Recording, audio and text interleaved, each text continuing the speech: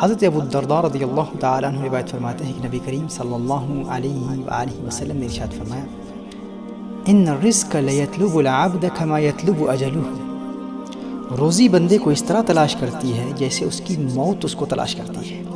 ابن حبان نے اسے اپنی صحیح میں روایت فرمایا، یعنی جس طرح آپ اپنی موت سے نہیں بچ سکتے، عین اسی طرح آپ اپنی روزی سے محروم نہیں رہ سکتے۔ ساری دنیا کے معالج جمع ہو کر اگر آپ کو آپ کی موت سے بچانا چاہیں تو نہیں بچا سکتے۔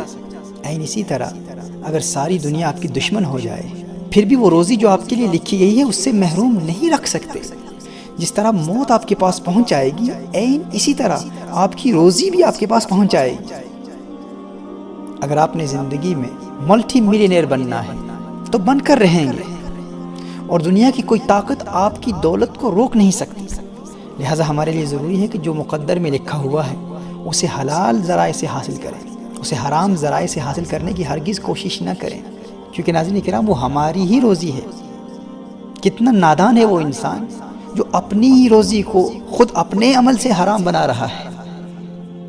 اگر آج کے بعد کوئی جاہل آپ سے یہ کہے کہ فلاں شخص کے فلاں عمل کی وجہ سے آپ کا رزق رک چکا ہے، بہت بڑی رکاوٹ آ چکی ہے، تو آپ ایک ہی جواب دیں، مجھے کوئی ٹینشن نہیں، مجھے کوئی پرواہ نہیں، کیونکہ میرے آقا صلی اللہ علیہ وآلہ وسلم نے ارشاد فرمایا ہے روزی بندے کو اس طرح تلاش کرتی ہے جیسے اس کی موت اس کو تلاش کرتی ہے۔ بھائی میں تمہاری بات سن کر لوگوں سے دشمنیاں کیوں پالوں؟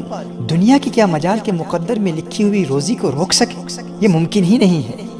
ناظرین کرام، اگر ہم اسلام کی ان خوبصورت تعلیمات پر یقین کر لیں تو دشمنیاں ختم ہو جائیں اور زندگی کی ہر ٹینشن ختم ہو جائے اور زندگی پرسکون گزرے۔